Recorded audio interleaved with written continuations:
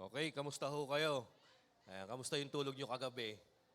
Ayan, karamihan ho sa inyo pagka maulan, masarap ang tulog. Ako baliktad pag maulan, walang tulog. Ayan.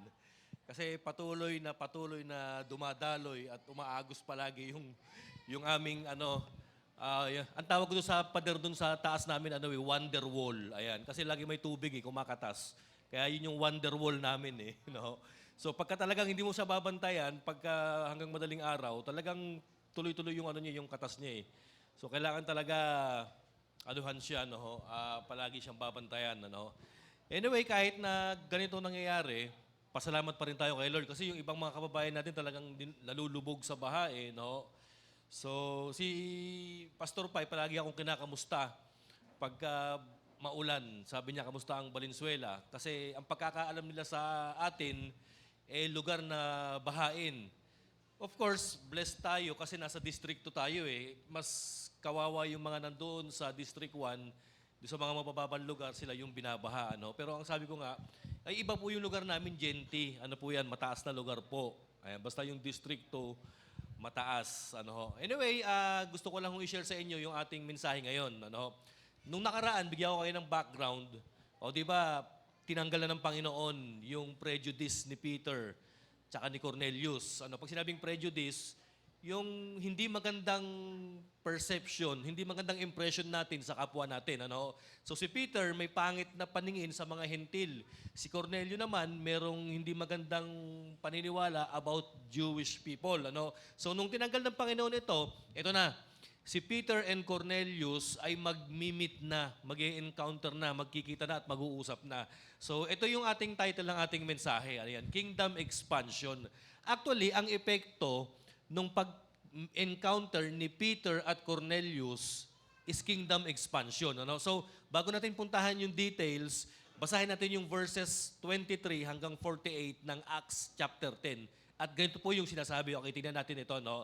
Then Peter invited the men into the house to be his guest. Ayan, The next day, Peter started out with them and some of the brothers from Joppa went along. So ito na, pinatuloy ni Pedro yung mga tauhan na pinadala ni Cornelius sa kanya.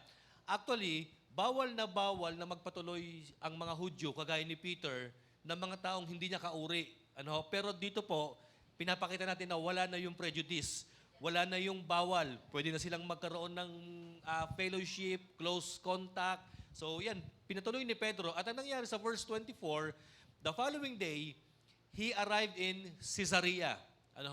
Cornelius was expecting them and had called together his relatives and close friends. Ang maganda po rito, si Pedro ay nagpunta na sa Caesarea. Nakita niyo yung pangalan? Actually, yung Caesarea, parang northern part ng Israel po ito coastline.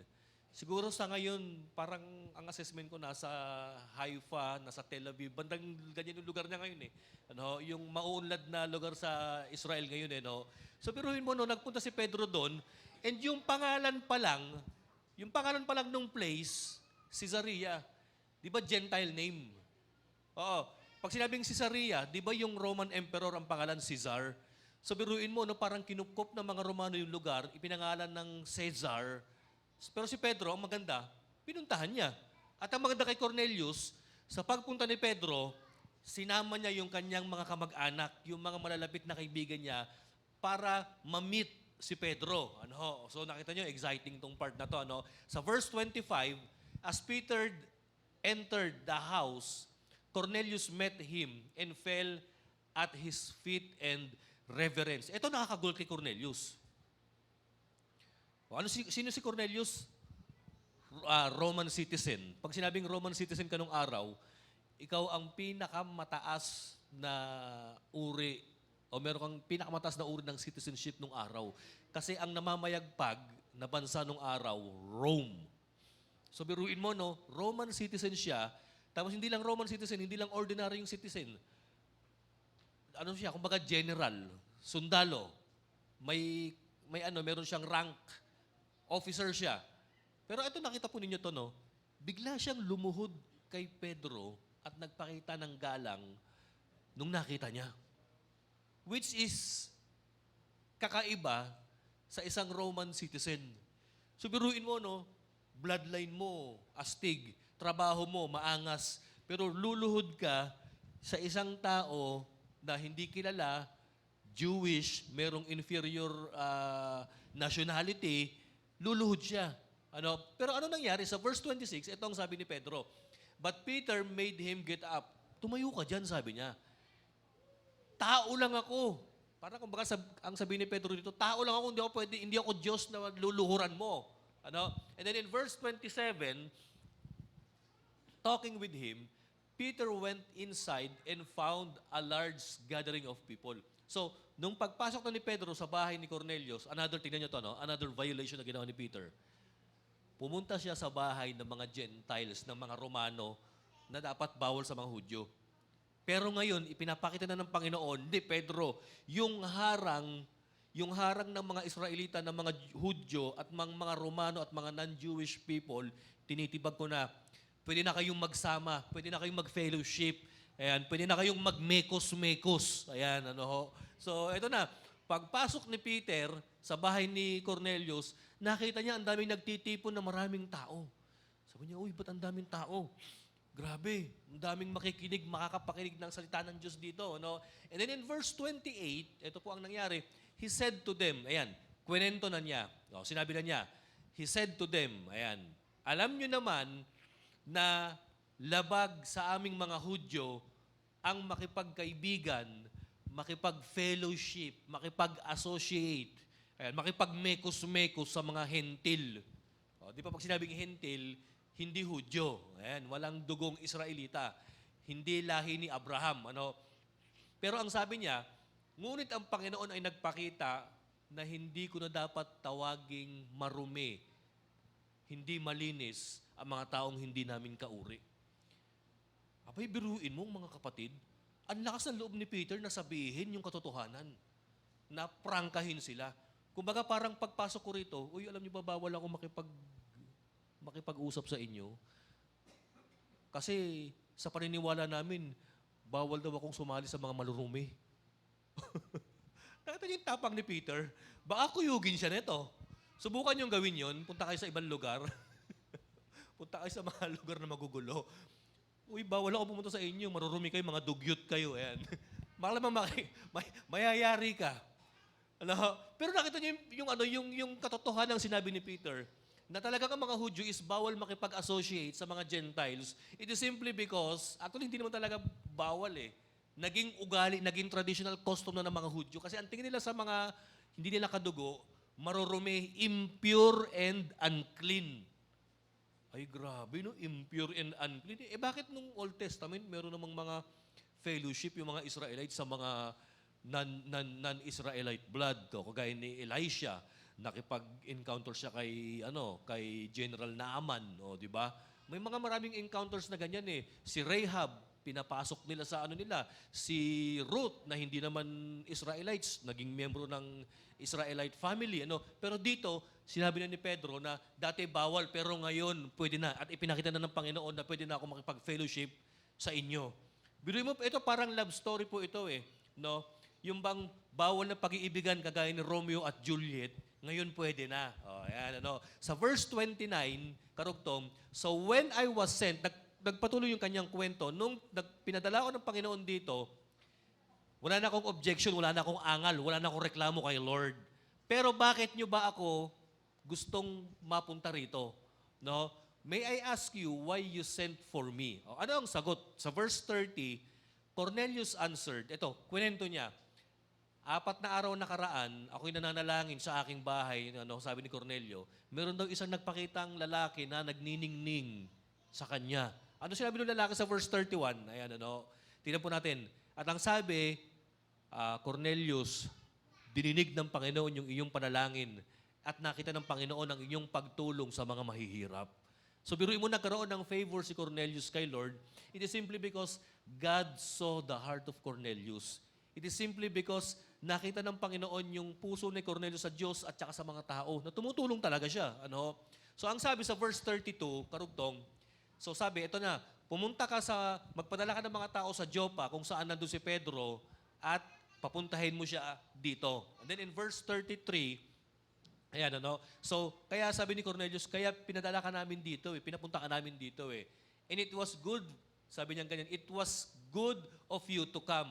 Now, sabi niya, we are all here in the presence of God to listen to everything the Lord has commanded to tell us. Ibig sabihin pala, ang plano pala ng Panginoon, talagang dalhin si Pedro sa Cesarea para mangaral at para turuan sila Cornelius about sa gospel ni Jesus Christ. In short, para patanggapin itong mga taong wala kay Kristo, para mangaral si Pedro. Opportunity ni Peter ito to spread the good news, the gospel of Jesus Christ. So, kwento na ni Cornelius. Actually, church, yung nangyari kay Cornelius na nagpakita yung mga anghel, nangusap ang Diyos, nangyayari po yan sa mga non-Christian countries ngayon. May mga testimonies na nakikita ako sa internet, Muslim siya, nangusap daw sa kanya si Lord, nag-appear daw sa kanyang Panginoon. A man somewhere in China na kung saan Buddhist nation or parang communist nation na bawal ang religion, nagte-testify siya na panaginipan daw niya ang Panginoon at nangusap daw sa kanila. So, ibig sabihin pala, yung nangyari kay Cornelio at yung nangyayari ngayon na testimonies ng mga tao na walang access sa gospel, talagang nangyayari na nagpapakita ang Diyos, na nangungusap ang Panginoon. Ano? So, ang maganda kay Cornelius, nakita niya, nangusap sa kanya ang ating Panginoong Jesus. At ang sabi po, sa verse 33, ano ang karugto? 34 pala, tingnan po natin. Ito na, nagsalita na si Pedro, nagsimula na siyang i-share yung kanyang gospel o yung gospel ng ating Panginoong Jesus. So sabi niya, I now realize how true it is that God does not show favoritism. Sabi ni Pedro, ngayon ko na-realize na ang Diyos pala hindi nagpapakita ng paborito sa lahat ng tao. Alam niyo po kung bakit nasabi ito ni Peter? Kasi ang paniwala ng mga Hudyo, sila lang ang anak ng Diyos. Kasi ang mga Hudyo, sila lang ang entitled sa blessing ni Lord. Kasi ang tingin ng mga Hudyo, sila lang ang maliligtas. Pero dito na-realize ni Pedro at ipinaramdam ng Panginoon na hindi, wala ng partiality. Ayan, wala ng favoritism. Lahat ng tao is nais na ng Panginoon na makakilala at maligtas at maglingkod sa Kanya at mapunta langit.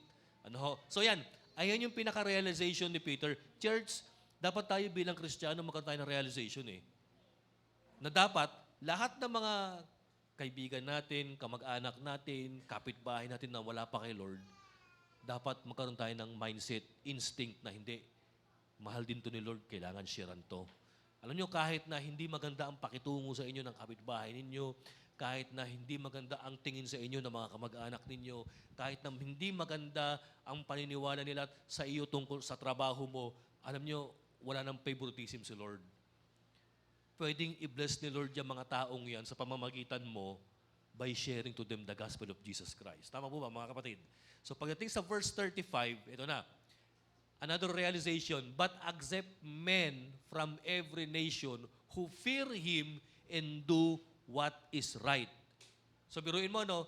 Ang realization ni Peter, dalawa. Hindi lang sila ang anak ng Diyos. Pangalawa, wini-welcome na ng Panginoon ang iba't ibang nationality sa kanyang kingdom. And then, sa verse 36, ito na. You know the message God sent to the people of Israel, telling the good news of peace through Jesus Christ, who is Lord of all. Pansinin niyo po yung sabi dito ni Pedro. Sino yung kausap niya? Cornelius. Ano ang relihiyon ni Cornelius? Pagano. Ang paniniwala ni Cornelius at ng ibang mga Romano, ang Diyos, hindi si Jesus Christ. Ang Panginoon, hindi si Jesus Christ. Ang paniniwala nila ng Panginoon, alam niyo kung sino? Yung Roman Emperor. Oh. Itong mga Romano, they practice emperor worship. Actually, may rules ang Roman Empire na pwede ka namang sumamba sa ibang Diyos mo Pero maganda, sambahin mo rin yung Roman Emperor. Matotolerate nila ang Christianity. Pero ang ayaw ng mga Kristiyano nung araw, they don't want compromise. They don't recognize the Emperor, si Caesar bilang Lord, bilang Diyos. But then si Jesus Christ yung kanilang nire-recognize. Only Jesus Christ. Kaya doon nagagalit ang mga Romano sa mga Hudyo, sa mga Kristiyano, sa mga Jewish Christian eh. Kaya sila nape-persecute. Pero this time, Cornelius was confronted with the hard truth, mga kapatid. Na siya, bagamat nananambahan o nagpupuri, nagwo-worship siya sa Roman Emperor, pero ito na, he was confronted by the gospel of Jesus Christ. Na kailangan Cornelius, hey Cornelius, kailangan alisin mo, i-kick out mo yung paniniwala mo na si Caesar, yung Roman Emperor, ay Lord. Kailangan maniwala ka na si Jesus Christ lang ang tagapagligtas at ang Panginoon mo. Ano? So ang sabi ng ni Apostol Pedro, you know the message God sent to the people of Israel, telling the good news of peace through Jesus Christ, who is Lord. Oh, nakita niyo yung emphasis ni Apostol Pedro. Actually, church, kung minsan tayo mga Kristiyano, nahirapan tayong mag-preach ng truth sa mga unbeliever Minsan, ang gusto natin, para mawin natin yung tao, i-compromise na natin yung gospel. Sasabihin natin, sige, pwede naman yan Basta tanggapin mo rin si Lord. Ayan. Sige, okay na yung lifestyle mo Basta tanggapin mo rin si Lord.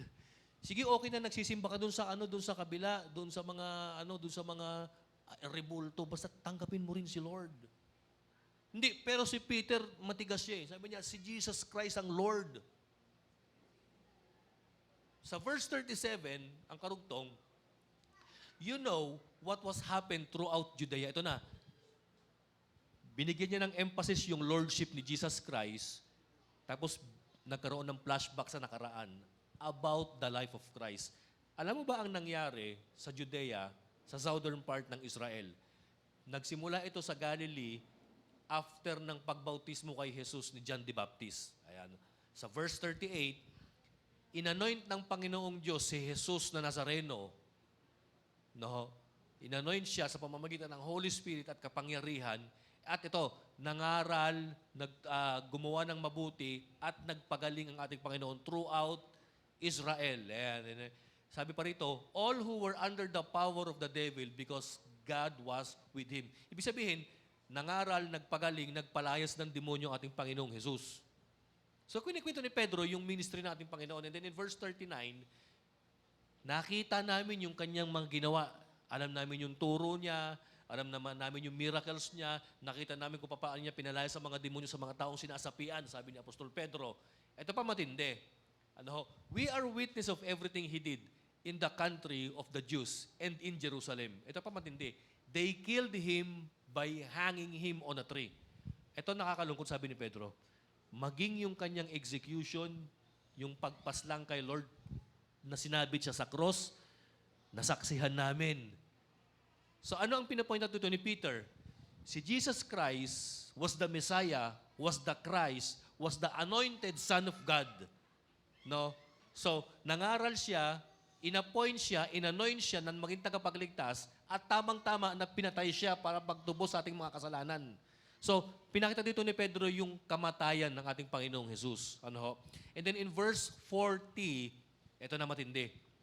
Hindi lang niya tinuro yung crucifixion tsaka yung redemption natin.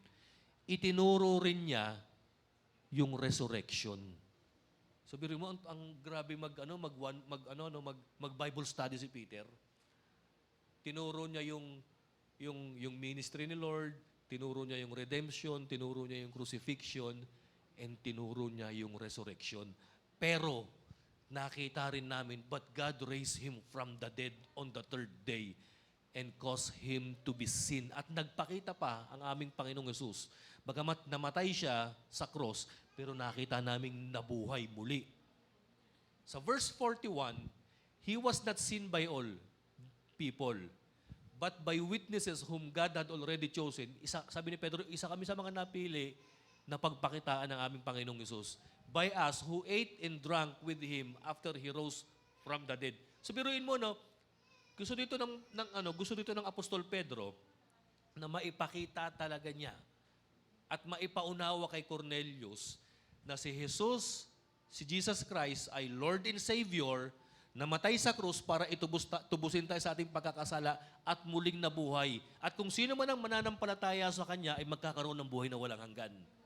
Ayan, very clear yung presentation ni Peter of the gospel.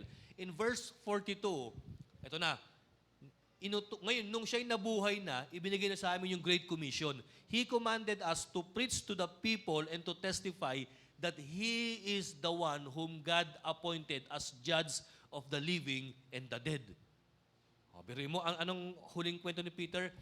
Nung nag-resurrect si Jesus Christ, nung namuhay muli sa mga patay, mula sa mga pagkakamatayan, iniutosan niya kami na ipangaral yung kanyang gospel, yung mabuting balita, at tanggapin ng mga tao si Jesus bilang tagapagligtas, sapagkat darating ang araw na babalik ang Diyos at siya ang manghuhusga at mga hatol sa mga nabubuhay at mga namatay na.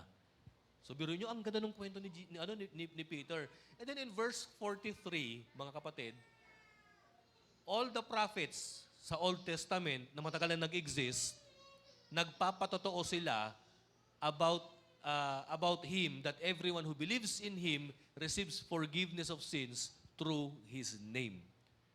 Ano ang point dito ni Pedro? Preach niya ang gospel ng merong clarity and precision. Ano ho? Ang problema kasi, may mga Kristiyano ngayon nagpipreach ng gospel, mali. Ang ipipreach nila, tanggapin mo si Jesus para gumaling yung mga sakit mo. Tanggapin mo si Jesus para magkaroon ka ng trabaho. Ayan. Tanggapin mo si Jesus para magkaroon ka ng love life, magkaroon ka ng jowa. Hindi yun ang purpose ni Jesus Christ eh. Alam niyo kung ang purpose ni Jesus Christ? Pag tinanggap mo siya, mapapatawad ka sa kasalanan mo.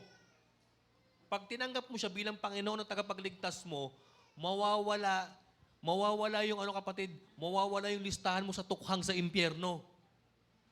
Oh, kasi lahat tayo candidate sa hell eh. Oh, lahat tayo under judgment sa hell. Nakalagay yung pangalan mo sa listahan na mai-execute at matutukhang sa impyerno, mga kapatid. Yun yung katotohanan about Jesus Christ, mga kapatid. Na kaya siya napunta rito is para pakawalan, palayain, linisin kanya, patawarin kanya, tubusin kanya mula sa pagkakasala mo, kapatid. At kapag ka nalinis ka na niya, natubos ka na, forgiven ka na, you are now justified. Biruin mo, pag sinabing justified, pinawalang sala ka na. Nabura na, kapatid, yung pangalan mo sa listahan sa impyerno at nailagay na ngayon sa aklat ng buhay na nasa langit, kapatid. Hindi ba't mas maganda po yan, mga kapatid, na dapat ganyan talaga ang Jesucristo na i-present natin? Ang dami kasing nagtao, nag-present si Jesus Christ eh. Parang si Genie, mga kapatid eh. Pag tinanggap mo si Lord, yan, pagagalingin ka sa mga sakit mo, tatanggalin niya yung mga masasakit mo, yung mga rayuma mo, yung mga arthritis mo, tatanggalin niya, makakalakad ka na. Makakapag-ballroom ka na ulit pag tinanggap mo si Lord. Yung mga ganung presentation eh. Pag tinanggap mo si Lord, kapatid, yan, lalago yung business mo. Ayan, di, dapat sabihin natin yung katotohanan. Pag tinanggap mo si Lord, lalong maghihirap ang buhay mo kasi aalisin niya yung mga kasalanang mahal mo. Ayan. Pag tinanggap mo si Lord, maghihirap lalo buhay mo kasi iiwanan ka ng mga tropa mo. Ayan. Dapat yun ang sabihin natin, kapatid eh. Kasi tama naman eh. Ano sabi ng Panginoon? Ang sino mo nagdanais sumunod sa Kanya, kailangan ano raw? They should deny themselves, carry His cross, and follow me, sabi ng Panginoon. Mahirap sumunod kay Kristo, mga kapatid, pero dapat talaga ganyan tayo when it comes to sharing the gospel eh. Huwag nating isi-sugarcoat yung gospel. Sabihin mo talaga kung ano ito. Si Peter, nung kinausap niya si Cornelius, hindi, bro, pag tinanggap mo si Lord, mag-iiba ang identity mo. Ayan. Mag-iiba na yung Panginoon mo. Hindi ka na sasamba sa emperor. Si Jesus Christ na lang. At ang maganda, mapapatawad ka sa mga kasalanan mo. Sa verse 44, karugtong pa, while Peter was still speaking these words, the Holy Spirit came on all who heard the message. Bigla raw sinapian ng Espiritu Santo, bigla raw nag-manifest ang Holy Spirit sa mga Gentiles na nakinig nung kanyang mensahe. Ano ang nangyari sa verse 45, mga kapatid? The circumcised believers, ito yung mga Hudyo, pag sinabing circumcised, sila Pedro ito, who had come with Peter were astonished that the gift of the Holy Spirit had been poured out even on the Gentiles. Ano ang nagmanifest sa mga Gentiles? Gift, hindi fruit. gift. Ibig sabihin, nag-manifest ang Holy Spirit, siguro nag-speaking in tongues sila, siguro nagpakita ng mga wonders yung mga Gentile people dahil sila ay what? Napuspos ng Espiritu Santo. Actually, itong 10:45 ng Acts, parang ito yung nangyari doon sa Acts 1 or Acts 2 ba yun? Yung nagpunta yung dumating yung Holy Spirit sa buhay ng mga alagad. Ito merong controversial issue rito mga kapatid. Karamihan ng mga Kristiyano ang paniniwala, pag tinanggap mo si Kristo sa bautismo, saka pupunta ang Holy Spirit sa buhay mo. Pero bakit ito hindi pa nababaptize, nag-manifest na agad ng Holy Spirit?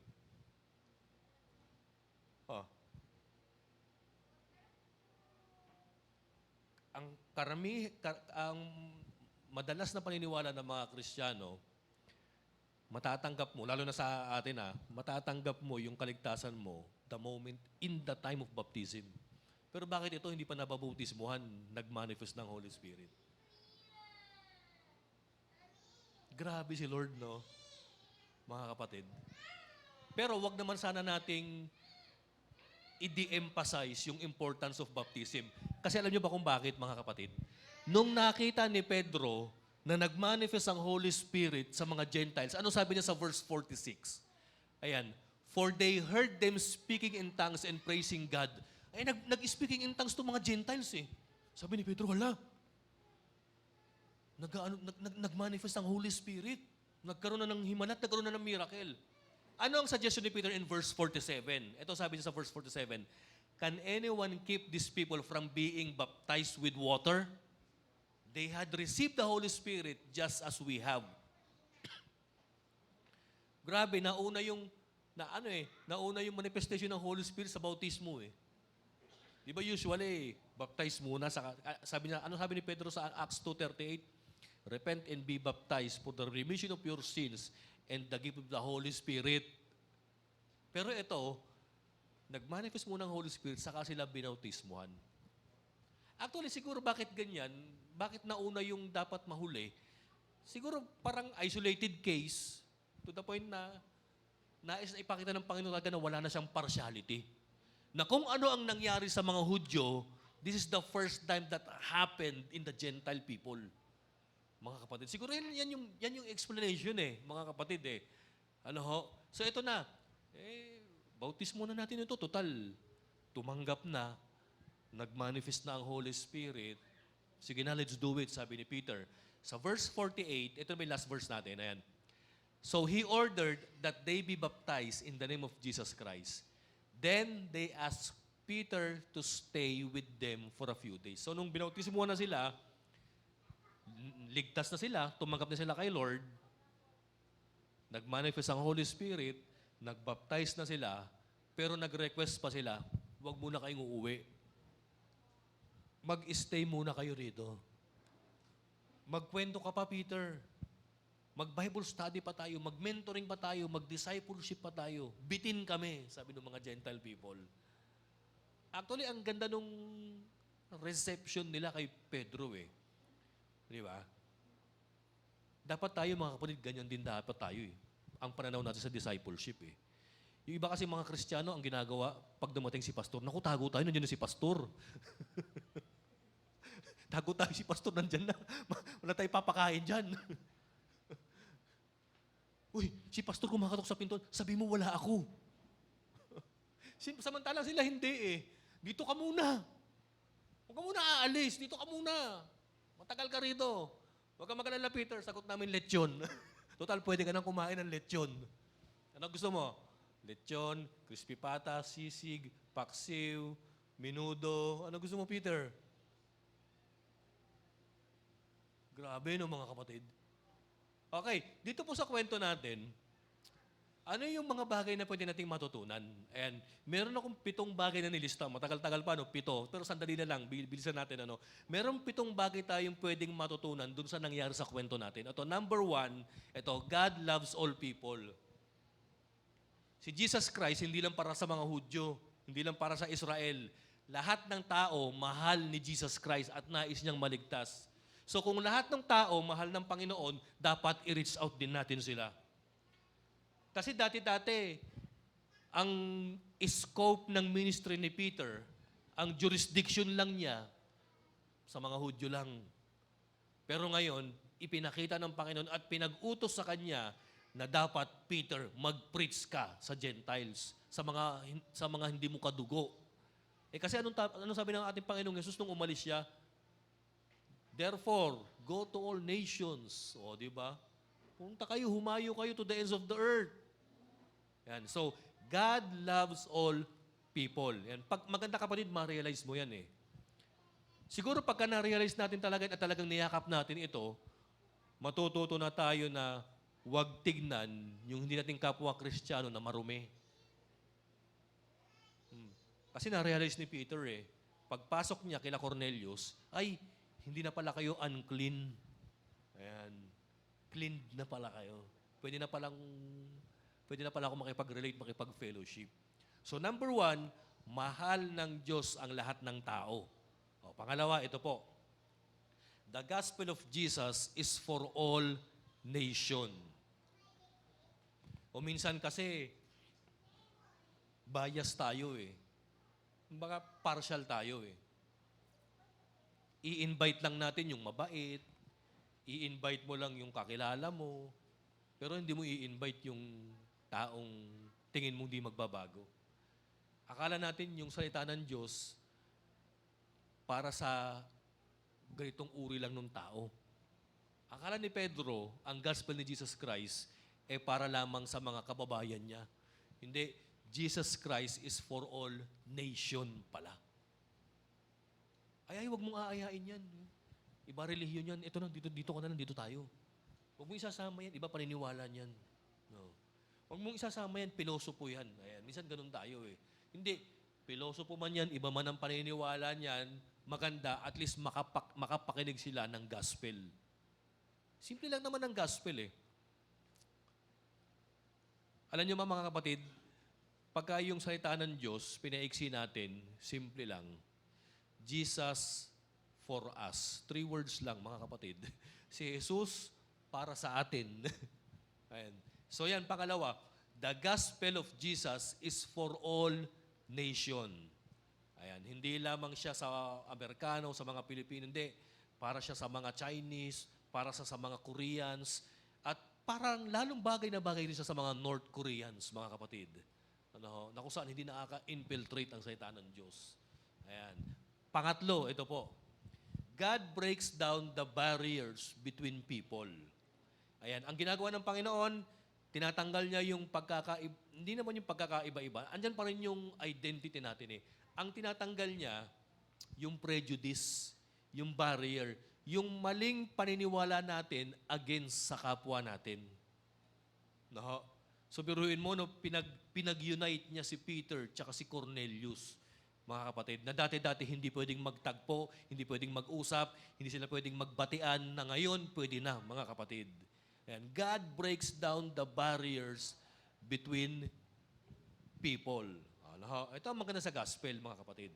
Actually, kahit tayo sa atin ngayon, magkakaiba rin ang background natin, di ba? May Ilocano, may Bisaya, may taga Mindanao, mga kapatid. Iba-iba naman tayo ng pinanggalingan eh. May Calionse, may batang may batang Kangkalo dito, sila Arvin, sa taga Caloocan, may Laking Cavite, mga kapatid. Di ba? May batang Genti, may batang Riles, may batang Quiapo, mga kapatid, di ba? Iba-iba, mga kapatid eh, no? So, breakdown na yan ng Panginoon, mga kapatid. Di ba? May Encantadia, merong rito. may taga Pluto, hindi, wala naman. Maganda, mga kapatid, nag-unite tayo kay Lord. Ayan. Kasi breakdown na niya yung mga barriers sa bawat tao. And then pang-apat, yan ito po, hospitality and unity of God's people. Pinakita rito, mga kapatid. Ano yung hospitality?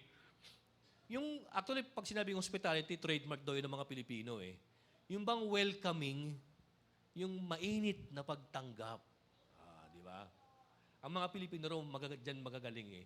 Tuwan-tuwa yung mga foreigner sa atin pagka nagpupunta sila sa Pilipinas, mga kapatid.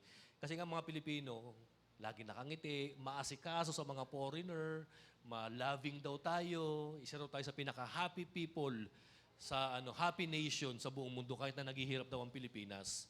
Totoo naman mga kapatid, ang mga Pilipino masiyahin yan eh. No, kahit sa mga balita, biro mo binaha na, gumagano pa sa picture eh, oh. Gumagano pa, kaway-kaway pa. Kung sa iba nakaano na yan, nakaganon na yan eh. Pero ayan ang maganda sa mga Pilipino, resilient tayo. Na kahit na pangit ang nangyayari, nagagawa nating ngumiti, mga kapatid. So yan, hospitality and unity of God's people. So ang ganda, no, di ba? Anong ginawa ni Pedro? Pinatuloy niya yung mga bisita niyang hindi niya kadugo. At ang maganda sa ginawa ni Cornelio, pinatuloy niya yung mga tao na nagdi-discriminate sa kanila. O, biruin mo, no? Hospitality and unity of God's people. Kapatid, ano kaya mangyari sa atin yan? Magkaroon tayo ng unity. No? Yung united tayo, at sana yung pagiging united natin, hindi na tayo magkakagulo-gulo, parang nangyari sa politiko natin dito sa bansa natin. Sana solid pa rin yung pagkaka-unite natin, mga kapatid. Alam niyo, pagka ang mga alagad ng Diyos, mga anak ng Diyos ay united, mas madaling mag-expand ang kingdom dyan eh. Kasi solid tayo eh. So yan, hospitality and unity of God's people. Next, ano pa ba nakalagay dyan yan? We need each other to understand how God works. Nakita niyo po ito? Kailangan ni Cornelius si Peter. Bakit paano ko nasabing kailangan ni Cornelius si Peter? Kailangan niya para may mag-explain sa kanya kay Jesus Christ. Kailangan niya para mapaliwanagan siya, para i-disciple siya, para turuan siya ng foundations and basic doctrines about Christianity. Kailangan niya si Peter. And at the same time, kailangan din ni Peter si Cornelius. Kailangan ni Peter si Cornelius in a sense na, hindi, si Cornelius kasi point person ito eh. Pag sinabing point person, pagka na-convert mo tong tao ito, may kasunod. Tama nga naman. Diba? Nung na-win ni Peter si Cornelius, ang dami, diba, yung mga kaibigan niya, yung relatives niya, nandun, na-win din sila. And siyempre si Cornelius, Roman officer, talagang pagka na-win mo yan, mga kapatid, ang daming madadamay. So in the same way, dapat ganun din pala ang strategy natin. Kung gusto mong mapabilis ang pag-evangelize sa isang nation, dapat unahin mo yung mga official. Dapat unahin mo yung, pagka na-win mo siya, lahat ng kasama niya sa bahay, dadamay na niya, shesheran na niya. Si Cornelius, ganun siya yung uri ng tao, mga kapatid eh. So kailangan din ni Pedro si Cornelius para mas mapabilis yung pag-expand ng kingdom. So we need each other to understand how God works. And then ano pa yung sunod? Panglima, ayan, realize the presence of the Holy Spirit. Ano nangyari habang nagpipreach si Peter? Biglang nag-speaking in tongues yung mga Gentiles. Sabi ni Peter, hala, ano to? Parang biglang na-excite yung Holy Spirit to the point na nag-manifest agad siya sa buhay ng mga Gentiles. Dapat ganun din tayo, mga kapatid. Pagka nakikita natin na yung tao, nagpipreach ka, o kaya nag-share ka lang, o kaya nakita mong umiiyak na, ay, manifestation na to na baka nangungusap ng Panginoon, i-push mo. Sharean mo na, ipag-pray mo na, i-baptize mo na kung gusto niya magpabaptize. Maging sensitive tayo sa leading at presensya ng Holy Spirit. Yan yung nakita ni Peter. Ano sabi niya? Nag-manifest ng Holy Spirit. Baptize na natin itong mga to. Sabi niya gano'n eh. Realize the presence of the Holy Spirit. And of course, when we share the good news, kailangan talagang mag-ask tayo ng empowerment sa kapangyarihan ng Espiritu Santo. Pang-anim na nangyari po rito, ito po, be obedient to God's leading. Nung nakita ni Cornelius yung angel at nag-utos sa kanya na papuntahin yung mga tauhan mo kay Pedro, sumunod. Nung nakapanaginip si Pedro ng mga hayop na pwede nang kainin, sumunod. At ang sabi ng Panginoon kay Pedro, sumama ka dyan sa mga yan. Ano ginawa ni Pedro? Sumunod. Kapatid, alam nyo ba, sa Bible, ang daming mga bagay na pinag-uutos dyan ng Panginoon. Dapat tayong sumunod. Pag sinabi ng Panginoon na pinatawad ka na, minahal ka na, alisin mo na yung anxiety mo, alisin mo na yung guilt mo. Pag sinabi ng Panginoon na i-preach mo ito, i-share mo ito, gawin mo na. Pag sinabi ng Panginoon ito na mag-disciple ka, kapatid. Pag sinabi ng Panginoon ito na gumawa ka nito, magbigay ka, tumulong ka, magmahal ka. So, be obedient to God's leading. O, pampito, pinakahuli na po, ito, 7, consolidation and follow-up. Bakit ko po nasabi? Ano sabi ni Cornelius? Sabi ni Pedro, nung nabaptize na, alis na kami. Sabi ni Cornelius, wait. Mag-stay muna kayo rito. Ayan, dapat pala, consolidation and follow-up. Ang daming churches ngayon, ang problema nila, once na nabaptize yung tao, bahala ka na dyan. Umaten ka na ng tuwing linggo forever. Ganun pa no? Hindi, kailangan talagang i-follow up. Kailangan i-consolidate. Pag sinabing consolidate, yung tuturuan mo ng basic doctrine, tuturuan mo paano mag-pray, turuan mo kung paano magbasa ng Bible. Hindi yung, yun yung Bible, basahin mo, bahala ka na dyan. Hindi. Turuan mo kung paano bumuklat ng Bible. Akala kasi natin ang pagbuklat ng Bible, simple lang. Binuklat ko na. Hindi. Ang pagbuklat ng Bible, merong paraan yan. O di ba pagka nagbigay ka ng memory verse, hanapin mo yung John 3:16. Siyempre, di ba gagawin ng bagong convert? Titignan niyo yung, saan ba yung John dito? Hindi hindi siya alphabetize Di ba, iba ang pagbuklat ng Bible sa dictionary. Lahat naman tayo marunong magbuklat ng dictionary. Alam niyo ba kung bakit?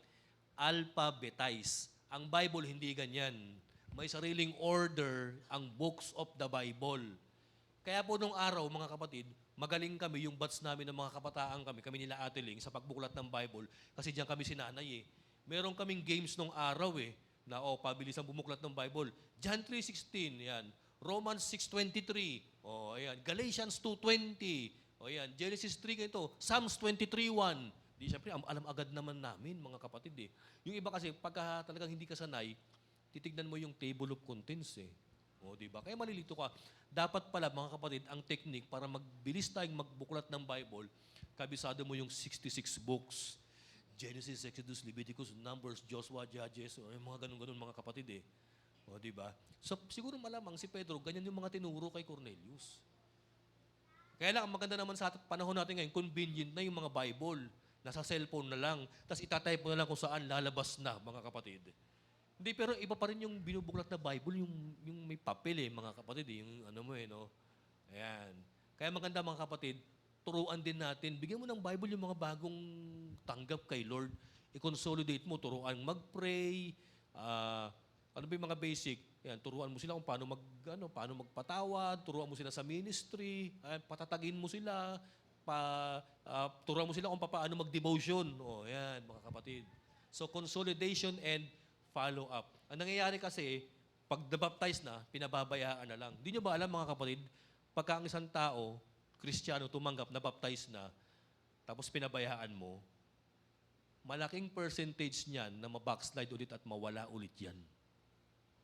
Ibig sabihin, nag-commit ka ng pagkakasala. Alam niyo kung ano yung pagkakasala mo? Spiritual abortion, mga kapatid. Na-born again na, pinabayaan mo, namatay tuloy, mga kapatid. Di ba? Bumalik pa doon sa dati. Isinuko na niya yung mga kasalanan niya, yung mga parapernalya niya na isinuko niya. Nung nabaptize, pinabayaan mo. Ang problema ang nag-consolidate yung mga dating tropa, mga kapatid. Kaya na-demonyo ulit, bumalik ulit, mga kapatid. Di ba? Kaya ang kasalanan natin, spiritual abortion. Kaya pala maganda, mahalaga yung mag-follow up ka, mag-consolidate ka, ipasok mo sa cell group, puntahan mo, kamustahin mo. Ayan, consolidation and follow up. Dito na ho natatapos yung ating mensahe. Tayo po tumayo ngayon, mga kapatid. Basahin natin ito, For Cornelius, Peter's message of Jesus will require a major alteration of his identity as Roman official. Diyan muna tayo. Alam niyo ba, church, na yung pag-respond ni Cornelius sa gospel ni Jesus Christ, malaking pagbabago ang pwedeng mangyari sa buhay ni Cornelius. Ang unang mangyayari kay Cornelius ito iiwanan na niya yung mga masasamang kinagawian niya, yung masamang traditions nila, kagaya ng pag-worship sa emperor, kagaya ng immorality, kagaya ng mga kasalanan, iiwanan na ni Cornelius yan And then he will embrace a new identity na affiliated na siya at identified na siya with Christ. Biro mo kung ikaw si Cornelius, ano ang sasabihin ng mga katrabaho mo sa'yo? Bro, iba ka na. Tol, lagot ka niyan. Mapapahamak ka. Bakit? Sasabihin ni Cornelius, kasi hindi ka na nagbibigay-pugay kay Emperor eh. Lagot ka niyan, baka ikapahamak mo yan. Yun yung pwedeng maging mangyari kay Cornelius eh. Alam niyo ba mga kapatid, the moment na in-embrace mo si Christ, kailangan meron kang i-embrace sa buhay mo. Kailangan meron kang pakawalan, bitawan sa buhay mo the moment na you grasp Jesus Christ. Ano-ano yung mga bagay na nais ng Panginoon na pakawalan mo, bitawan mo, para lamang mag-grab mo si Jesus Christ? Kasalanan, old life, uncleanliness, immorality, vices, sama ng loob. O, di ba? Kailangan yan mga kapatid, bitawan mo eh. Bitawan mo, tapos yayakapin mo si Jesus Christ. Ganyan yung nangyari kay Cornelius. Doon tayo kay Pedro. Kay Peter naman, for Peter, the recognition of Cornelius as a Gentile brother will require a transformation of his identity as a Jewish Christian leader. O tandaan natin, ang mga Jewish Christian nung araw, sarado pa isip. Yung bang traditional, conservative na wala sa hulog ang isip. Sasabihin nila, nung si Pedro yung nakita namin si Pastor Peter, nakipag-fellowship sa mga hindi nating kadugo. Hala, iba na doktrina niyan. Iba na yan, Pedro Iba na turo ni Peter. Ayan. Yan yung stigma, yan yung issue na pwedeng kaharapin ni Peter pagbalik niya ng Jerusalem. And actually, yan talaga yung mangyayari sa kanya pagdating ng Acts 11. Mai-issue siya, makwe-question siya, sasabihin nila, Peter, hindi ka na hindi ka na Church of Christ. Iba na. Iba na paniniwala mo. Iba na doktrina. Bakit ka sumasama ron sa mga sa mga unbeliever? Ang di nila alam, ginagawa ni Pedro yung pinag-uutos ng Panginoon sa kanya ngayon. So nakita nyo kapatid, ito napansin ko sa kwento natin the moment na i-break ng Panginoong Hesus yung prejudice natin, magkakaroon ng pagsasama ng dalawang tao na nanggaling sa iba't ibang uri ng background at magbubuo sila ng bagong kultura, bagong tradition. Actually, ito na yung bagong church. No? Na kung saan, ano sabi ni Pedro, ngayon ko na-realize, wini-welcome na pala ng Panginoon yung mga iba't ibang uri ng tao. So in the same way, ganun din tayo mga kapatid. Tandaan nyo, para rin tayong si Cornelius, pinagdaanan natin yan. Nung niyakap mo si Lord, meron kang pinakawalan sa luma mong yakap. Nung Kristiyano na tayo at gumagawa ka na ng mga bagong bagay para kay Lord, tandaan mo, may mga Christians din ang pwedeng mag-bash sa'yo at mag-criticize sa'yo. Sasabihin, hindi natin gawain nung araw yan Ayan. Actually, may mga churches na ganun no? Mag-adapt ka lang ng bagong kanta, sasabihin, hindi na, iba na yan. Gumawa ka lang ng bagong, mag-disciple ka, hindi yan yung dati natin ginagawa, mga kapatid. Baguhin mo lang yung pwesto ng cross kung nasaan sa church, hindi, kasalanan yan. Ayan. May mga ganun, mga kapatid, no? So, kailangan, mga kapatid, let us embrace yung bawat pagbabago na pinapagawa sa atin ng Panginoon. Hindi masamang magbago, basta patungo sa kabutihan para kay Lord at sa paglago, mga kapatid. Tama po ba? Dapat pala ang church natin ganun hindi natin binago yung basic, pero binago lang natin yung binago lang natin yung coating. Sumabay lang tayo, mga kapatid. Alam niyo ba sa church natin dati, bawal yung mga pailaw-ilaw, bawal yung mga drums, may mga ganung church Pero since nag-a-adapt tayo ng mga bagong ways to improve our worship, to improve the ministry, to improve yung discipleship, mga kapatid, gawin natin. At yan yung mga bagay na kinakaharap ni Pedro. Sumama na siya, nakipagtropa siya sa mga hindi nila kauri, mga kapatid. Paki-flash nga yung kanta nung yung Waymaker. Maganda siguro kantahin natin to bago tayo mag-pray, mag-closing prayer. Sabi doon sa chorus, ito sabi niya, Waymaker, you are Waymaker, miracle worker, promise keeper, light in the darkness. Lord, that is who you are. May tanong po ako sa inyo ngayon, kapatid. Meron ba sa buhay mo ngayon na kung saan ang sitwasyon mo, wala ng paraan? Madilim? kumbaga trap ka na, hayaan na natin to. Pero ang sabi dun sa awit, you are waymaker, miracle worker. Sige, paki-flash nga ulit. Waymaker, miracle worker, promise keeper. Wow! Light of the darkness. Kanina, habang inaawit ng worship team itong awit na to, parang pinakita sa akin ng Panginoon yung situation sa Middle East, particularly sa Israel kanina. Oo nga, bigla akong napansin yung kaguluhan na nangyayari sa Israel. Di ba ano nangyayari sa Israel ngayon?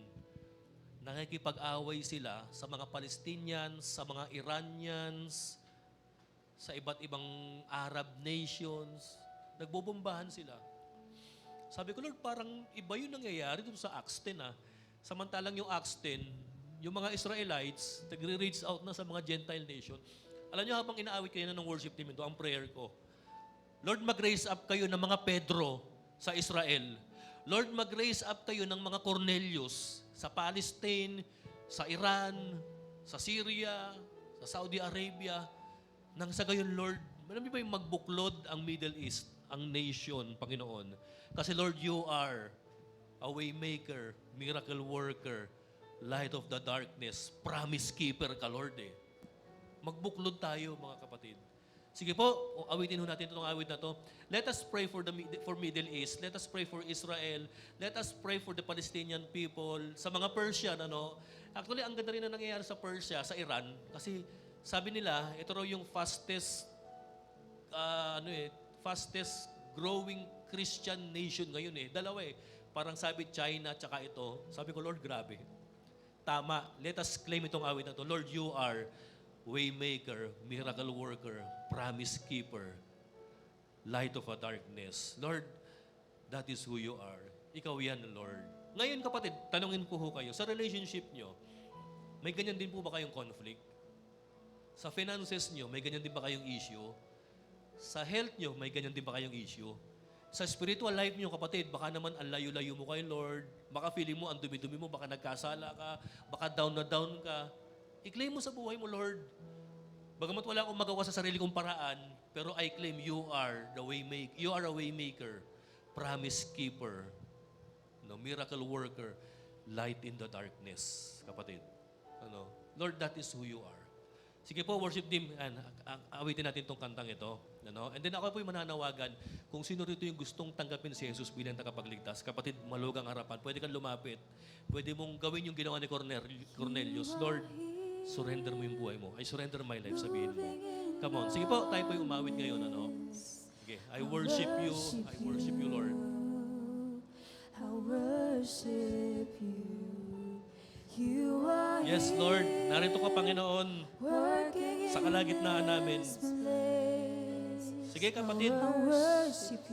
Kung feeling mo nangungusap si Jesus Christ ngayon sa'yo, lumapit ka sa harapan. Gayahin mo si Cornelius. For you are waymaker, miracle worker, promise keeper, light in the darkness, my God, that is who you are. For you are waymaker, miracle worker, promise keeper, light in the darkness, my God, that is who you are. You are here, touching every heart. Yes, Lord. Touch our heart, Panginoon. We worship you, Lord. We worship you. I worship you. Sige, kapatid, lumapit ka. Huwag kang mahiya. Healing every heart. Tanggapin mo yung healing ng I Panginoon. worship you.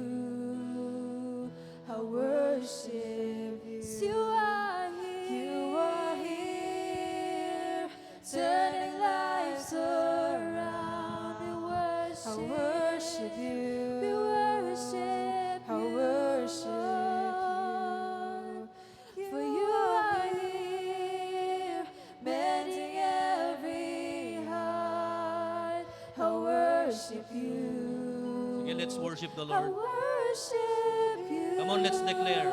For you are waymaker, miracle worker, promise keeper, keeper, light in the darkness, my God, that is who you are. For you are waymaker, miracle worker, promise keeper, light in the darkness, my God, that is who you are. Come on, sige, for the last time. Waymaker. For you are waymaker, miracle worker, promise keeper, light in the darkness, my God, that is who you are. Amen, amen. Ang ganda nung sabi nung awit, no? Ang ganda nung, napakaganda nung description niya kay God. Lord, pag wala na kaming paraan, ikaw yung aming way maker. Lord, pag yung tao pala nangako sa amin at hindi tinupad, ang maganda, Panginoon, may promise ka. You are a promise keeper. Nag-promise ang Panginoon na mahal ka niya, ililigtas na tayo. Let's claim it. Sabi, light in the darkness. Sa madilim na mundo natin, sa magulo, pagka-confused ka, claim it in your life. No? Yung Panginoon ng ating ilaw sa ating kadiliman. Sige po, tayo po manalangin. Salamat, O Lord, once again. Salamat sa napakagandang storya ni Pedro tsaka ni Cornelio, Panginoon. Na bagamat magkaibang mundo sila, extreme, Lord, yung kanilang pagkakaiba. Pero Panginoon, ikaw yung Waymaker, yung nagbuklod, yung gumawa ng paraan para paglapitin itong mga grupo ng tao na merong hidwaan, na merong prejudice. Kayo, Lord, ang gumawa ng paraan para sila magkaroon ng fellowship at mag-unite for you, Panginoon.